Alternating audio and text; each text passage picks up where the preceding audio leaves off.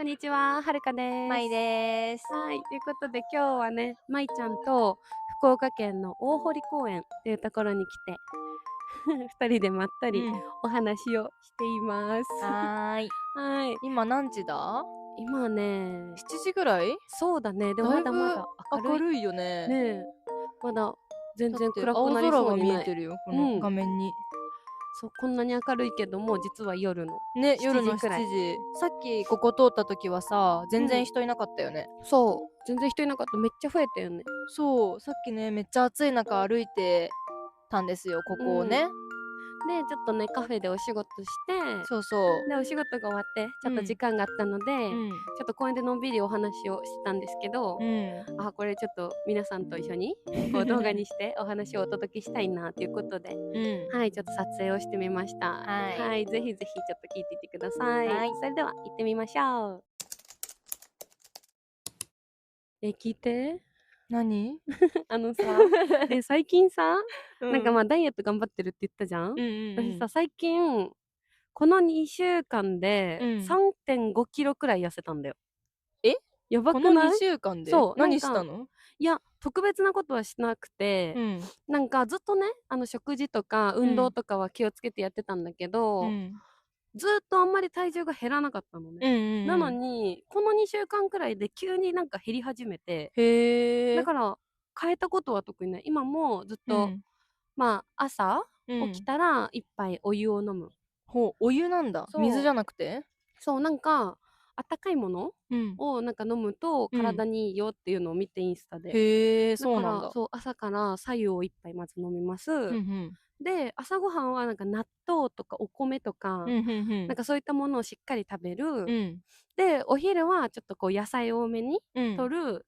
で、夜ご飯はもうヨーグルト。ヨーグで、ルトが夜が軽めなんだね。そうそうそう、なんかうん。朝昼夜でどんどんうん。軽くしていってるのね。へえ、なるそしほどね。たらさ、うん。最近一気にギュギュギュって落ちて、へえ、いいやん。そう、めっちゃ嬉しくて、なんか今までね、ダイエットしてるしてるって言ってたけうん。ど、全然結果が出なくて、これほんとに痩せるんかなうんみたいなうんうん。感じだったけど、急にそう落ち始めたんだよね、今。へえ、じゃあ今までのその努力の蓄積が今来てるんじゃない？ね。いやだからね、ちょっと、もうちょっと痩せたら、うん。ご褒美に1個洋服とか買おうかなとうんうか思ったり。んうん。でも、今度韓国に行くんだよね。うんうん。で、韓国、前回行った時に1うん。週間で5キロくらい太ってるから、え？そう、やばいんだよね。1週間で5キロもえ、太れんの？やばいでしょ？いや、私もびっくりした。1週間で5キロって食べ過人間。ぎじゃない？そうだよ。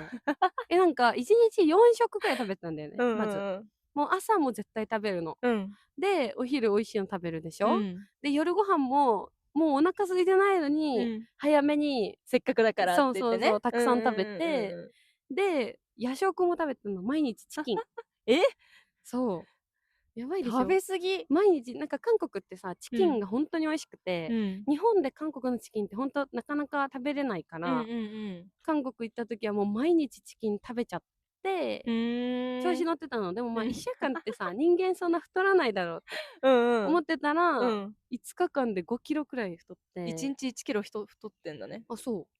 やばいよね。だそうから、なんだ。ちょっとね、今回は、ま、気をつけるってほど気をつけないと思うけど、せっかく行ってるし。うん。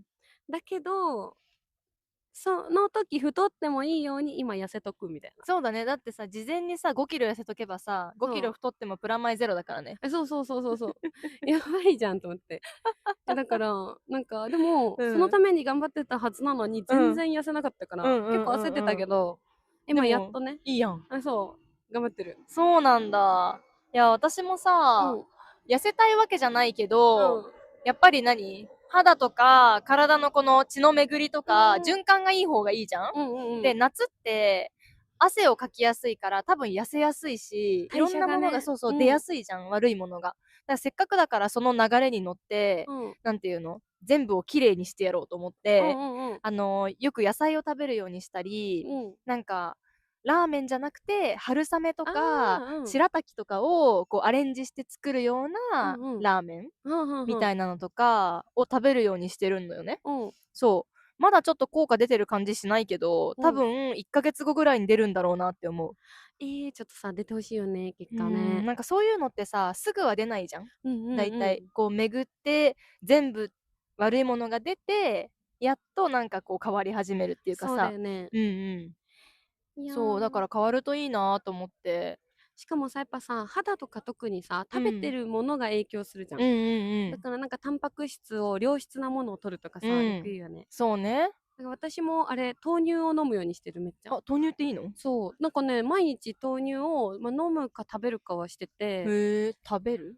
豆乳でスープ作ったり、ああ、そういうことね。あとは豆腐とかにして食べたりとか。大豆系がいいってこと？そうらしいよ。なんか、私ん。も何がいいのか分かんないけど、なんか豆乳とかその大豆に含まれてる成分が、なんか特に女性とかにいいらしくて。へえ。だからね、めっちゃ今ね、豆乳を毎日食べてる。あと甘酒とか。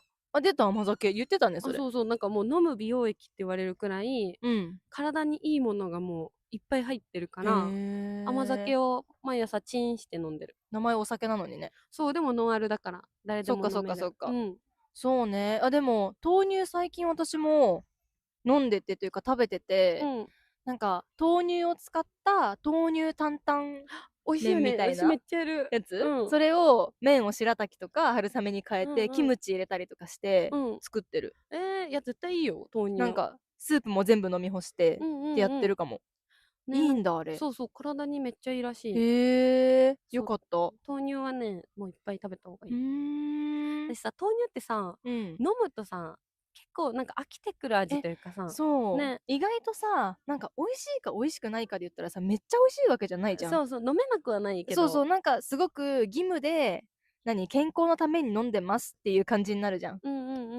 だけど一応そういう料理とかにしちゃえばさ、だいぶ軽減されるよね、その感じが。そうだね。豆乳でね、そのスープ作るのもめっちゃ美味しいよ。何入れてんの？豆乳はキャベツをまずちょっと焦げるくらいまで炒める。で、玉ねぎも同じくらいまでしっかり炒めて、で、そこにお水とコンソメと、あと豆乳をもうバーっと入れて、美味しそう。そうで、最後焼いた鶏肉とかと一緒にコトコトして、美味しそう。ちょっとクリームっぽい感じの。あ、そうだね。にしてめっちゃね、美味しいんだよね、それが。へえ、しかもね、鶏肉だったらヘルシーだしね。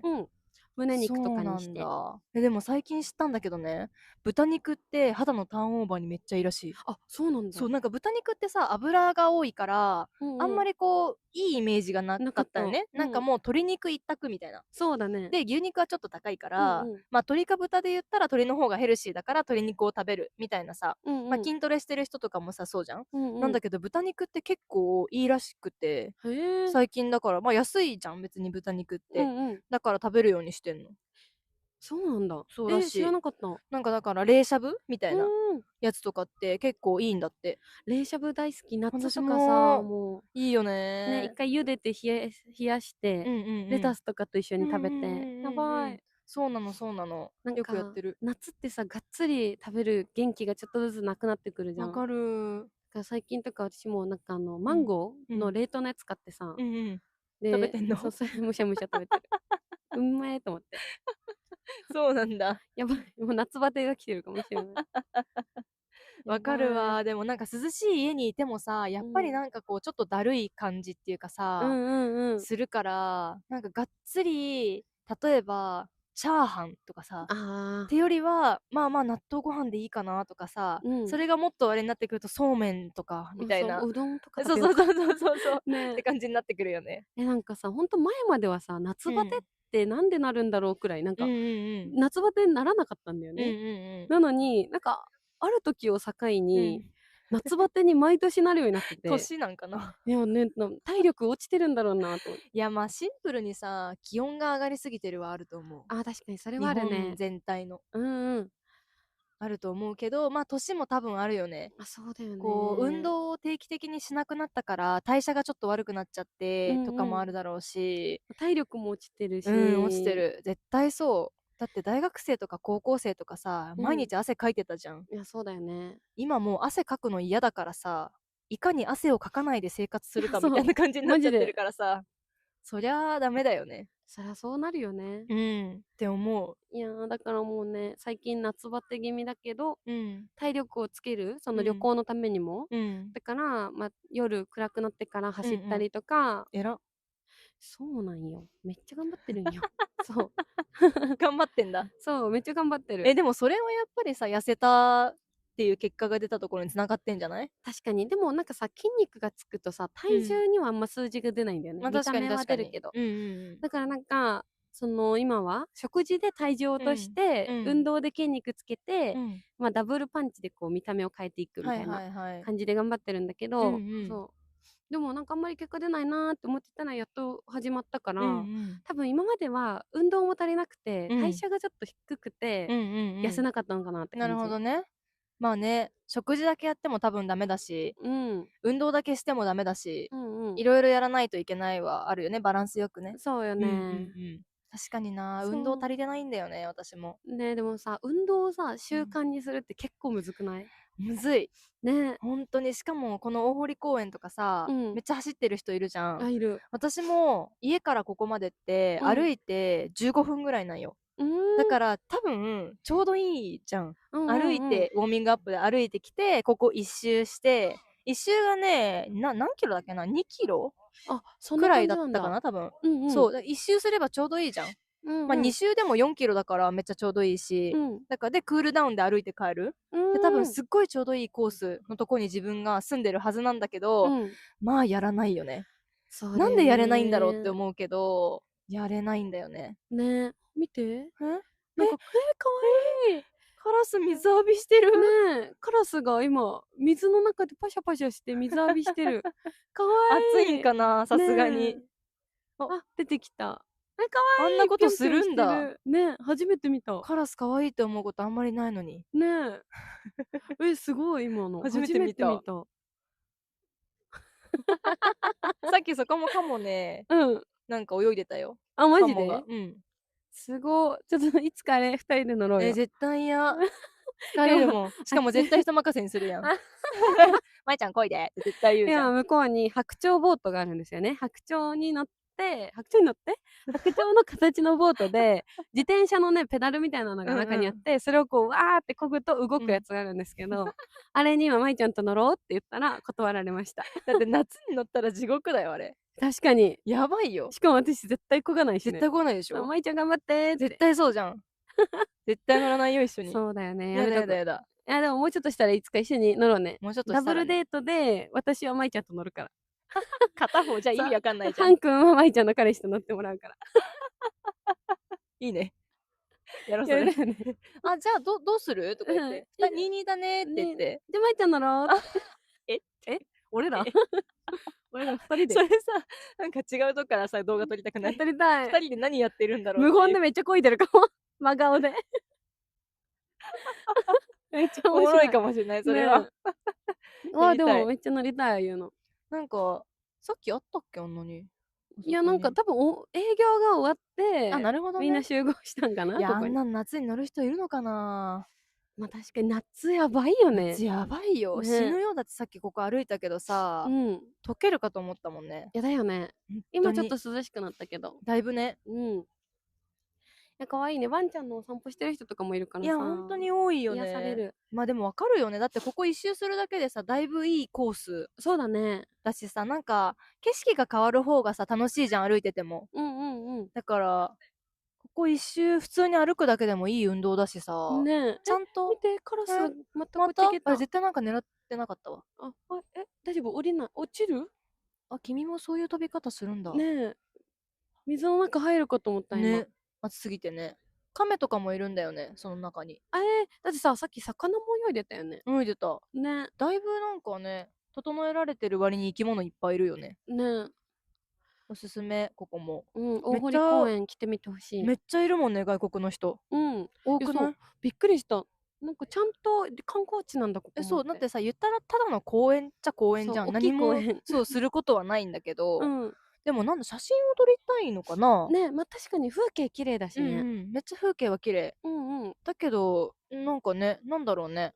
すごいいっぱい外国の方いる。ね、韓国の方もいるし、多分、欧米系の方も多い気がする。でもなんかすごいさ、ゆったりのんびりできるからいいよね。旅行の合間で来てみるのも。そうだね。なんか観光地してるっていうよりは、ちょっと一旦のんびりして、この後なんか屋台に何か食べに行こうとか、そういう感じ？そうだね。天神中洲ももう電車で1本だから、アクセスいいよね。本当にそう。いや、めっちゃいいな。でもこのくらいの気温だったらまだなんかのんびりできるわ。涼しいって思える。そうね。やっと7時になってこうなったけどね。そう、でもこれが今後もうちょっとね、暑くなると思うと。まだ暑くなる？なるでしょう。だってまだ7月だよ。やばいよね。大丈夫。いける。許容範囲。私は夏好きだから。いやーもう好きになれない。もう晴れてればテンションも上がりますね。マジで、あ、見て、柴犬。何ベビーカーみたいなのしてもらって。かわいい。いやいや、歩けよ。ねえ。もう散歩しお座りしてるの。疲れちゃったんかな。ねえ、多分もう一周したんかも。かわいい。最近ベビーカーみたいなやつにね、乗せられたワンちゃん多いよね。多い。もう歩くの諦めたんかなっていうワンちゃん多い。暑いんだろうね。まあね。いや、いいよね。たまにさ、ここでさ、弾き語りしてる人とかもいっぱいいるんだよね。あ、そうなんだ。めっちゃよくない？こんな時間帯にちょっとエモい感じのさ、ねえ、いや、エモいよね。夕日が落ちてるとこで。スピッツとか歌ってほしいな。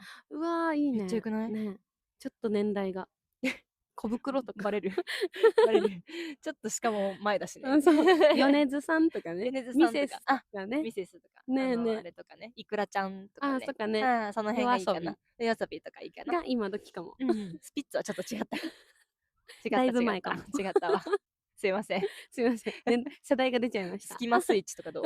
小袋よ。ダメか。ダメ。ゆず。すいません。すいませんね。すいません、ちょっと。ギリギリ20代。ギリギリ20代。まあ、アラサーと言われる。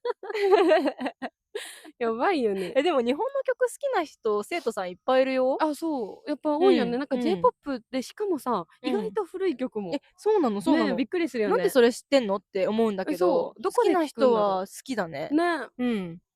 びっくりする。だから、そっからなんか日本語を覚えてるとか、っていう人もいるし、なんかね、私の生徒さんで、バックナンバーがすごい好きな生徒さんがいるんだけど、そのバックナンバーの歌詞について、なんかこの解釈を僕はこういう風にしたんですけど、舞さんどう思いますかみたいなレッスンで終わったことがある。すごくない？面白いよね。でも嬉しいね、なんか J-POP に。そうそう。あとなんかヒゲダンのここの歌詞が僕は理解できないんですけど、どういう意味ですか？教えてくださいって言って、そっからちょっと文法の解説とかもして、分かるようになったみたいな。なんか面白い、切り口というか。そうだよね。そう。でもそれが一番いいよなって思う。確かに。自分の好きなものをもっと理解したいっていう思いで、その疑問を持ってくるっていうのがやっぱ一番残るよなって思う、正直。私なんかモチベーションにもなるしね、これを理解したいっていうゴールがあるから。そうなんだよね。だから私が知らないバックナンバーの曲とか教えてくれるもん。これ知ってますかって言ってくれて、知らないんだけどみたいな。日本人なのに知らない。すごいな。だから結構マイナーな曲とかまでね、好きになって調べて。本当にそうなの。歌詞を見ながらしかも、すごい。なんか白いこんなとこに入るのかな？水遊びするんじゃない？ほら、随分悠長な感じで歩かれていらっしゃる。よいしょ。かわいい。細ね、首長。これね、見てる人ほんと何の話って感じだと思う。本当だよね。白い大きい鳥が歩いてるんですよ、近くを。悠々とね。映さないっていう私たち。映してあげて。もう。すご。ああいうの見ちゃうんだよな。私鳥好きなんだよね。私動物大好き。かわいい。見ちゃうよね。カモが一番好きなんだけど、池に泳いでるカモめっちゃ好きなんだよね。ポケーとプカーっとしてるもんね。そう、しかも大体なんかさ、2羽でいたりするじゃん。セットでさ、動いてたりすると、もうめっちゃ可愛い。そうだよね。ちゃんとさ、オスメスのセットとか多くない？そうね、仲良しなんだろうなと思って。待って、モップみたいなワンちゃん来た。ほんとここ動物がいっぱい。本当に可愛い。ね、癒される。ね、このなんか忙しい福岡の雰囲気の中でここだけちょっと別世界だよね。ね。ゆったりしちゃって。ね、てかさ、ちょっとドライブ行きたくない？行きたい。なんか今こののんびりした空間でね、ちょっと思ったんだけど、行きたい。まったり遊びたい。ね、せかせかじゃなくて。本当になんか行き先をあんまりこう設定せずに、フラッと見つけたとこに入るとかね。あ、いいね。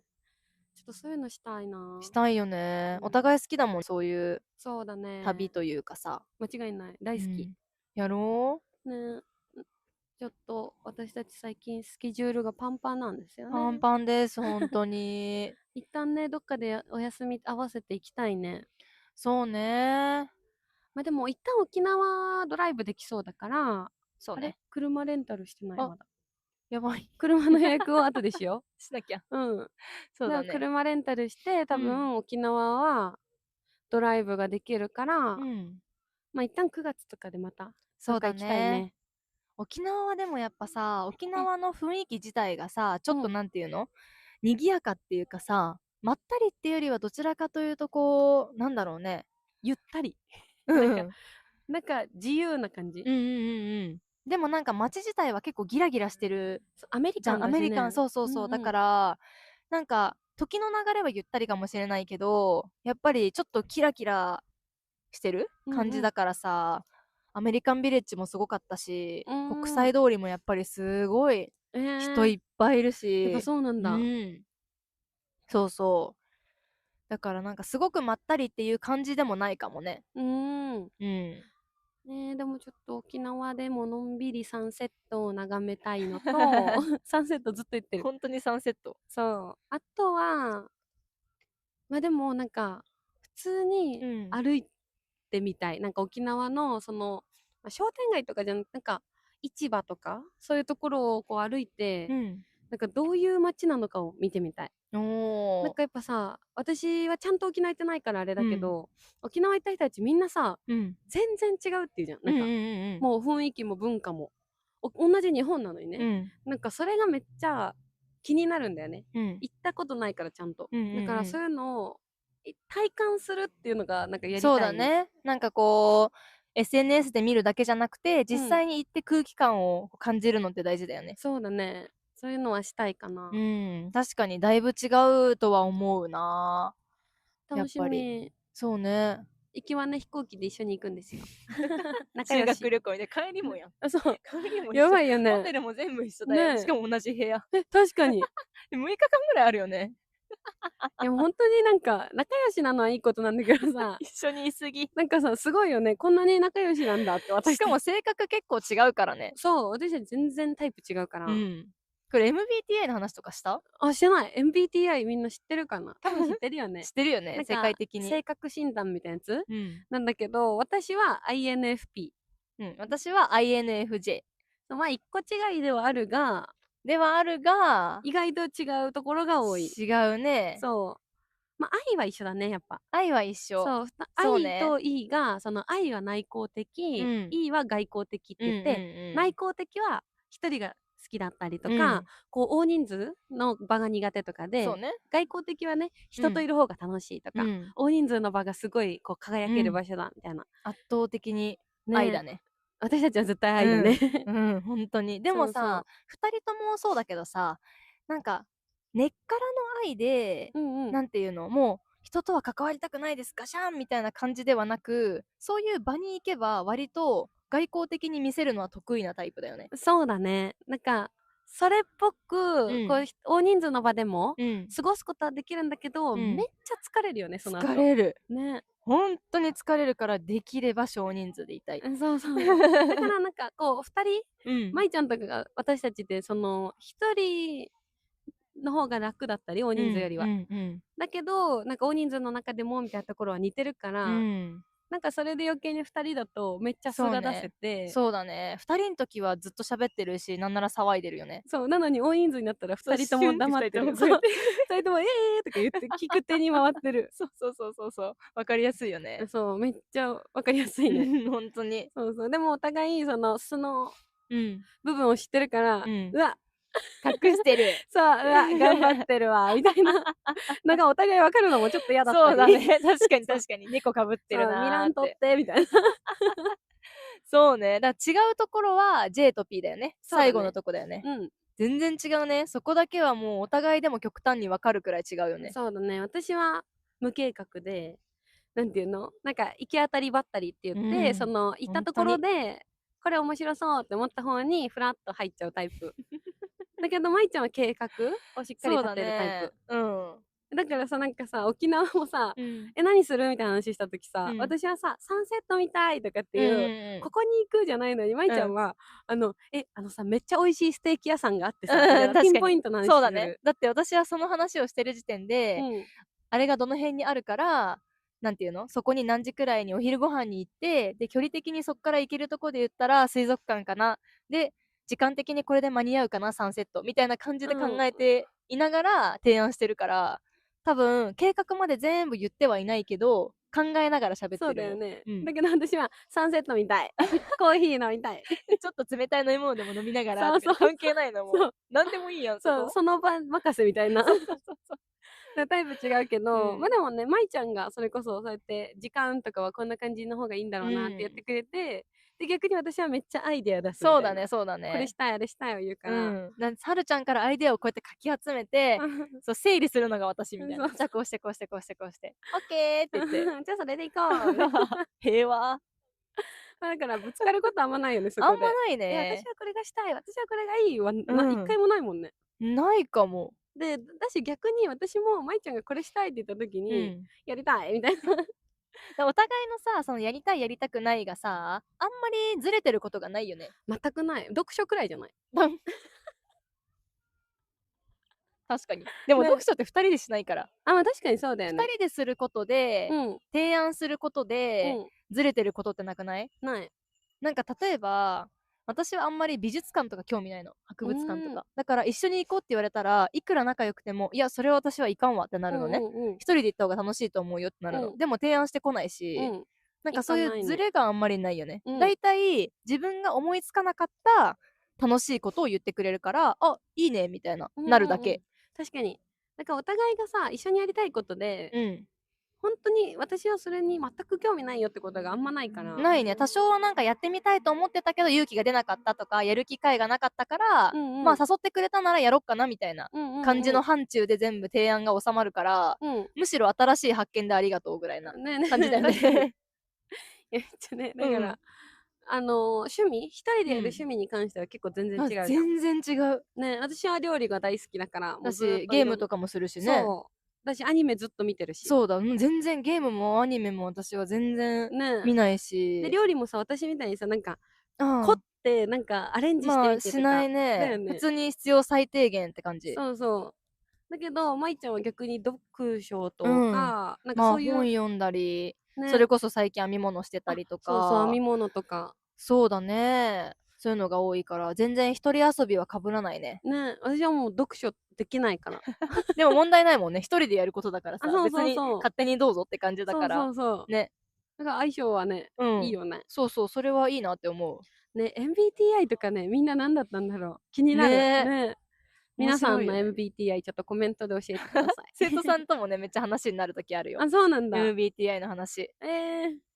面白い。それこそハン君も I だから、一緒なんで INTJ だったかな、だったかな、なんかお互い I でその内向的、だから結構2人で過ごすんだよね、なんか他に友達をどんどん増やしてっていうタイプじゃないからお互い。ああ、なるほどね。だから休日は結構いつも2人でそれさ、その E タイプ、もう根っからの E タイプと付き合うとさ、例えば休日にバーベキューしようやみたいな、いっぱい人呼んでバーベキューしようやってさ、それが楽しい人っているじゃん。って言われるとさ、根っからの相方はさ、えってならない？なる。絶対嫌なんだけどみたいなさ。いや、そこが3連休の1日目とかだったらまだ考えるかな。まあでも頑張るよね。頑張る。オンの日だよね、完全に。なんか仕事と一緒みたいな。あ、そんな感じだね。頑張らなきゃいけない日になっちゃう。そうで、そこはもう休みと換算できないみたいな感じじゃない？あなたがやりたいんだったら、じゃあ私は仕事します、頑張りますみたいな感じになっちゃうからさ、なんかお互い幸せにならないなって思う。確かに確かに。なんかどっちもがいいとかだったらね、どっちもがそういう大人数大好きなら全然いいと思うんだけど、だからね、まあお互い私たちは一人が好きだったり、少ない人数が好きだから、もう休日はもうずっと2人。私の彼は、いいなんだけど、でも、大人数は好きじゃないね。タイプあるよね。そう、そこは結構いいなって思う。人を誘うとかっていう発想がないから、なんか、どちらかというと、彼女と友達を混ぜ合わせる感覚がないって感じなのかな。なるほどね。友達なら友達と遊ぶ。それは大人数の時はあるらしいんだけど、彼女といる時は彼女と2人っていう感じだから、分けてくれてる感じがするから、そこはだいぶありがたいなって思う。そうだよね。だからね、そこら辺ってさ、やっぱ、一定大事な部分だよね。大事だと思う。なんか、16タイプにさ、こう、分けるのもさ、どうかなっていう人も多分いると思うんだけど、私の中では、まあ、全部が全部信じるわけじゃないけど、なんとなく合ってるなとは思っちゃうかな、やっぱり。私もそう思う。なんか、私はこんな人だって言い切ってないというか、MBTI ってさ、内向的か外向的かみたいな、結構二分化できるもので判断してるだけだから、そこで言うなら、まあこっちだよねって言ってるだけで、全部の自分のトータルの性格をジャッジされてるわけではないから、項目ごとに確かにっていう部分が分かるだけっていう風に思っとけば、だいぶ当たってるなって思う。そう、結構面白いよね。面白い。やったことない方、概要欄にリンク貼っとくんで、ちょっとやって結果教えてください。MBTI の案件案件じゃないです。勝手にリンク貼る。やってる。みんなやってほしいからね。そう、なんか気になる、みんなのね、MBTI。MBTI の話するの面白いよね、大人数とかでさ。それこそさ、私のチャンネル見てる人、この人多いなとかあるのかな。ね、確かに。ね、この MBTI 多い知りたいかもね、そういうの。ぜひぜひ教えてください。本当にね、私たちいつもこんなのんびり話してさ。いや、ほんとそう。どんどん話がさ、派生してってさ、何の話してたっけ、最初ってなるからね。ね、でももう、結構さ、なんていうの、これ、リアルトーンだし、スピードがさ、ゆっくり喋る意識がないから。早いよね。早いよね。多分ね。ね、これどうなんだろう、みんな聞き取れてますか？どうですか？ね、でもなんかせっかくならね、このネイティブスピードをね、そうだね。見てほしいなって。ほんとそう思う。慣れてほしい。もし、まあ、早いなと思う人はね、スピードを落として一回聞いて、意味が分かった上でもう一回ネイティブスピードとかで聞いてみるとかすると、耳鍛えられそうだよね。そうね。そう思う。ね、でも、日本人ってさ、もっと早口になるじゃん、たまに。なる。なんか興奮してたりとか、そうそう。テンション上がってたりすると、もっと早口になる。バーって喋り出すからね。本当に。私だって日本人なのにたまに分かんないもん。追いつかない。なんてたってなるよね。待って、もう一回言ってみたいな。なるから、わかるわ。そうそう。そうなんだよね。かわいい、あのワンちゃん。ほんとだ。行きたくないよって言ってる。歩きたくないんかも。歩きたくない。だいぶ暗くなってきたね。ほんとだね。なんかね、ちょうどここがさ、照明みたいな。そう。なんか急に。カメラ置いてるところがポンって光ってくれて、なんか照明になってくれてる。ほんとに。ね。いやいいね。うわー、なんかローラースケート練習してるわ。あ、ほんとだ。私もああいう感じで練習してた。一輪車とか。うわ、すごい。懐かしい。一輪車めっちゃ頑張って乗ってたわ。マジで？結構乗れてたよ。すごいね。めっちゃ練習した。負けず嫌いだからね。すごい。乗れないのが悔しい。そう。すごい。偉いな、みんな走ってて。ね、みんな走ってるね。ほんとに。走ろっか、沖縄。言ってたよね、夜ランしたいって。したい。でも私、来年の目標？今年じゃなくて。ここ大前提ね。今年じゃなくて、来年の目標なんですけど、ハーフマラソンに挑戦したくて。やりたい。20キロくらい。やりたい。やりたい？ハーフならやりたい。やろう？なんか友達フル出てたんよ。それはちょっと無理と思って。走れないよ。でもハーフならちょっと、でしょ？いけそうだなって思っちゃう。練習すれば。ね、なんか、どこだったっけな、ちょっとどこか忘れちゃったんだけど、ハーフマラソンで、なんか美味しいものを食べながら走るやつがあるの。何それ？なんかね、体重くならん？いや、でしょ？なんだけど、なんか全国のいろんな美味しいものとかを、一口ずつこう、エイドみたいな感じで食べたり。それをご褒美にして頑張るんだ。そうそう、次の、休憩所ではこれが食べれるみたいな。ね、そんなんがあるんよ。じゃあ練習も食べながら走んなきゃダメだね。いや、そうだね。太る。唐揚げくん1個ずつ食べながらとかね。あと10キロ、唐揚げくん1個って言って。いやでも、だって、ハーフマラソンって20何キロでしょ？多分23点。待って、だってフルが 42.195 だから、そっか、21とかじゃない？ちょっと。だからまあ、今からちょっとずつ走って、来年までに走れるようにして、ちょっとそう、フルマラソンじゃないや、ハーフマラソンにやりたい。やろう？なんか友達が名古屋の女子マラソンみたいな、ウィメンズマラソンみたいなのに挑戦するために練習して出てて完走してたんだよね。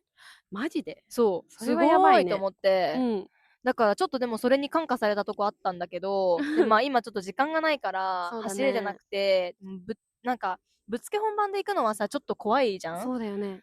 だしなんかせっかくならちょっと練習してから行きたいなって、高めて、その体力も高めたいし気持ちも高めていきたいって思ってるから、出るならちょっと一緒に一緒に出よう。やるんだけど。やりたい。絶対友達と一緒の方が楽しくない？じゃあさ、一旦まずどのハーフマラソンに出るかを一緒に決めよう。そうだね、ゴール決めてここまでに練習するみたいな。そうそうそう。よくない？めっちゃいい。やりたいんだよ。そしたらさ、だって走ってその後一緒に仕事して、みたいなこともできるやん。できるできる。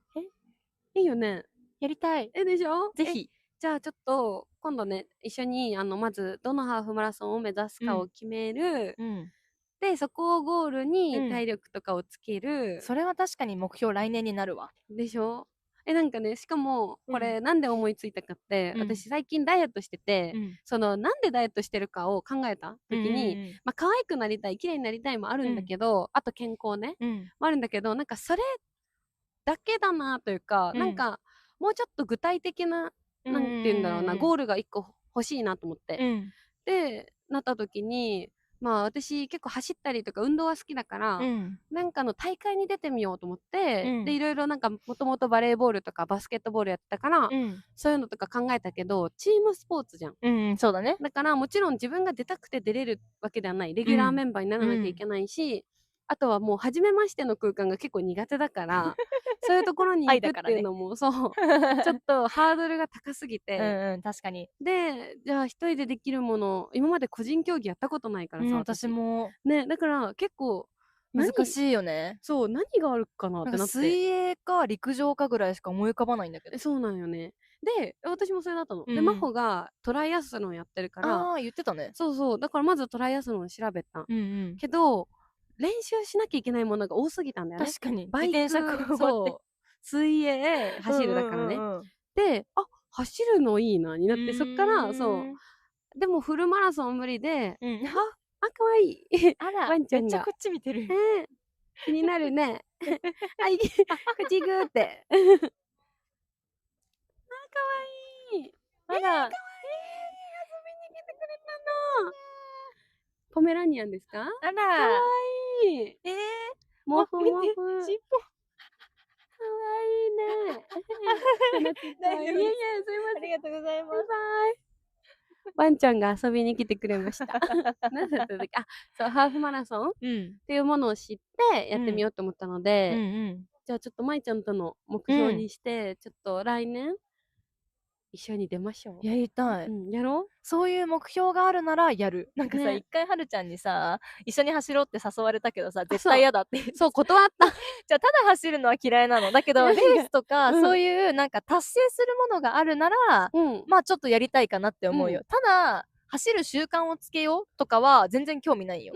まあついたらいいなと思うけど、何かその先に得るものが分かりやすくないと嫌なんだよね、私の場合は。だからそれだったらやりたい。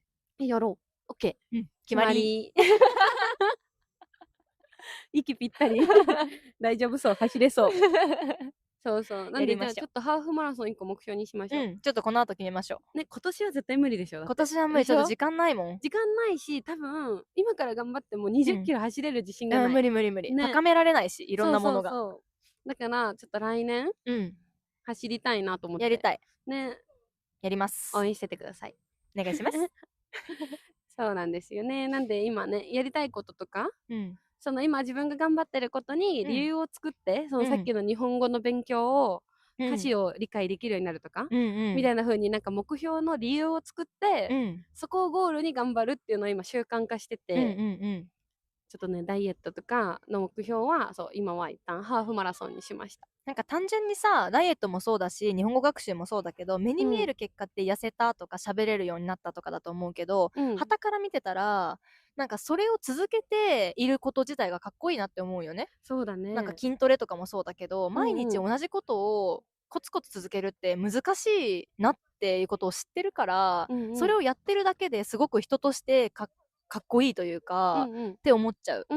だから結果がね、目に見えてこう出なくても、毎日続けてるんだよねっていうだけで、うわーって、なんか大人になるとその難しさが本当によくわかる。いや、そうだね。から仕事もして、家のこともしてっていう人間関係いっぱいあって、いろんなことがある中で、自分を磨くために何かをしてるっていうところに時間とお金を費やしてるっていうのがやっぱかっこいいなって思うから、なんか自分もそういうものを何か持ってたいかも。そうだね。なんか大人になってさ、やっぱ辞める理由が増えたなって思う。なんか忙しいからとか、お金がとか。いくらでもね、言い訳がつけられちゃうというかね。そうそう。なんか多分逆に幼い頃は、お金も全部親がやってくれてたし、家事だってそうじゃん。だからなんだかんだで辞める理由がないから、それに一本に集中できて続けれてたんだなってのにも気づいたし、そうね。大人になるとなんか年齢とかもさ全部理由になってきちゃうじゃん。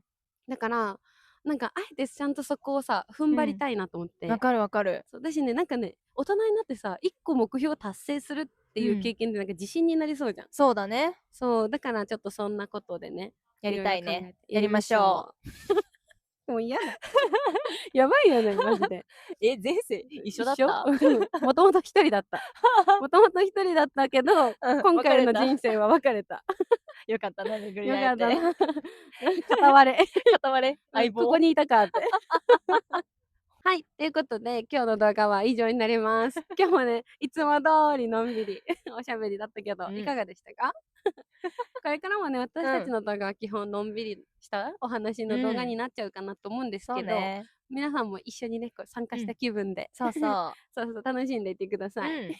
またまいちゃんのインスタグラム概要欄に貼っておくので、気になる方チェックしてみてください。お願いします。お願いします。ということで今日の動画は以上になります。また次回の動画でお会いしましょう。またね。またね。